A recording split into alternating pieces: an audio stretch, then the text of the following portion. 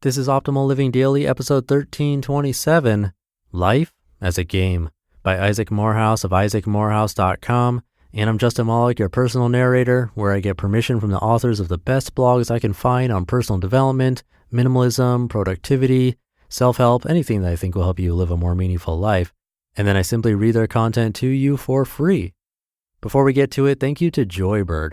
Find your joy today at joybird.com/old.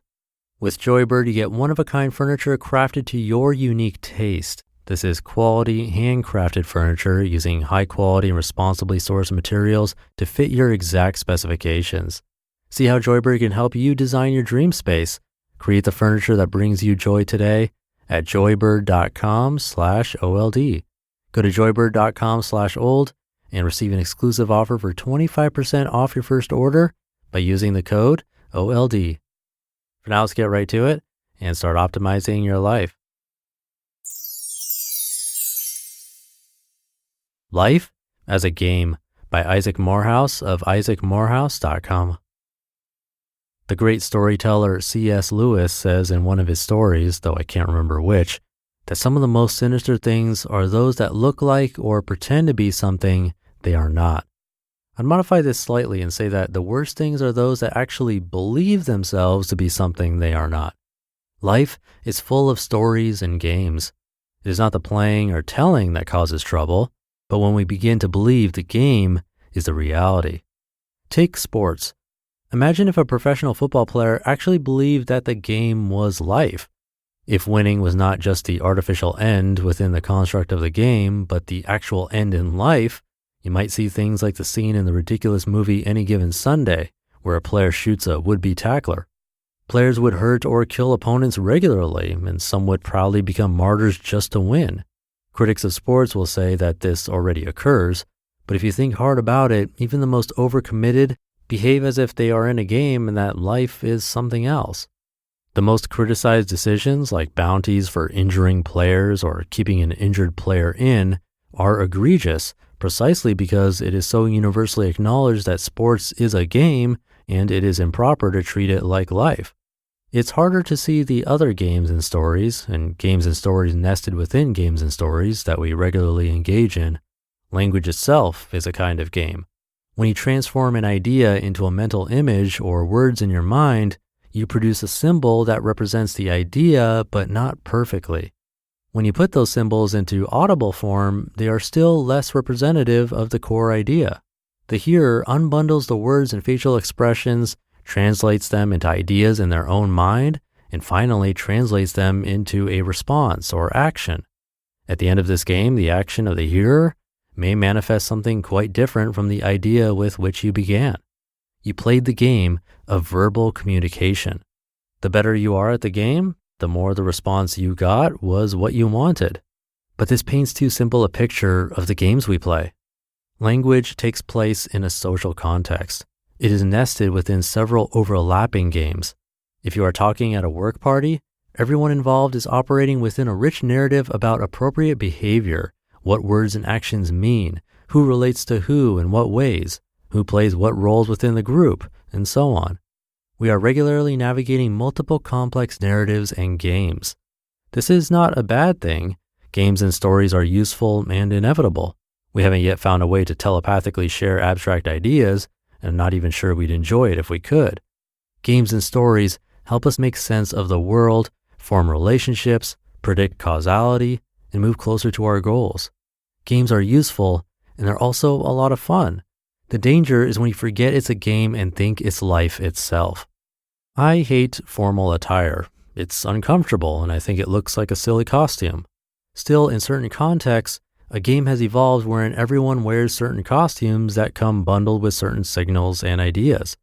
I play the game, even if I sometimes wish everyone would find a more comfortable way to create the context of formality. I don't mistake the game for real life, and thank goodness. If being a savvy dresser was the goal, if it was itself success, seriousness, intelligence, I'd be in trouble. I'm not very good at dressing well.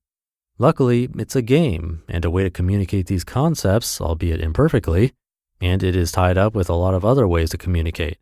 I can do it enough to get by, but if dressing well meant living well, I'd be having a rough go of life. By recognizing unspoken dress codes as a game, I can actually have some fun with them and not feel so choked by my necktie. Upon seeing games for what they are, it's tempting to refuse to play and reject them altogether in favor of the real thing. This is a mistake in the opposite direction. There may be a time when I can always refuse to wear a suit and it won't harm me, but for now, it would hinder my other goals in life. It would alienate me from people whose company I enjoy. I try not to be bitter at the games people play, but enter in on my own terms and navigate them toward my own ends. Even a hermit monk plays games. He has entered a narrative that gives explanatory power to his unusual behavior and thereby protects him from some of the hurt that comes from not being understood. The social story of the hermit exists as a kind of fortress within which he can opt out of other games with less harm to his relationships with others.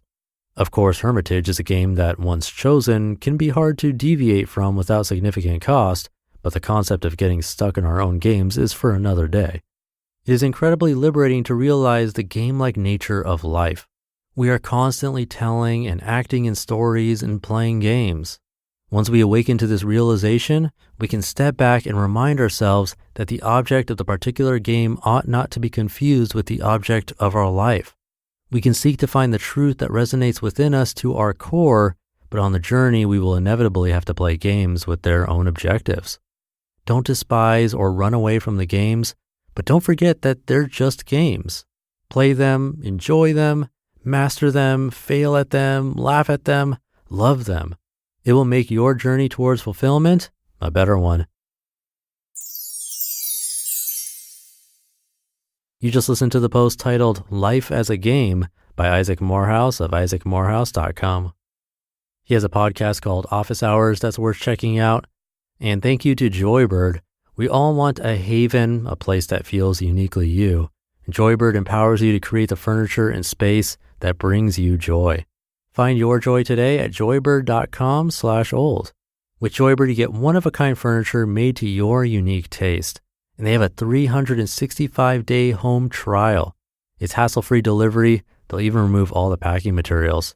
Then you can sit on it, sleep on it, break it in, and if you don't love your Joybird, return it for a full refund. Check it out. They have hundreds of styles and options from bubblegum pink to aquatic blue with free personal design consultants. And I love that they have kid and pet-friendly upholstery options too. See how Joybird can help you design your dream space. Create the furniture that brings you joy today at joybird.com/old. Go to joybird.com/OLD and receive an exclusive offer for 25% off your first order by using the code OLD. That'll do it for today. Have a great rest of your day, and I'll see you tomorrow where your optimal life awaits.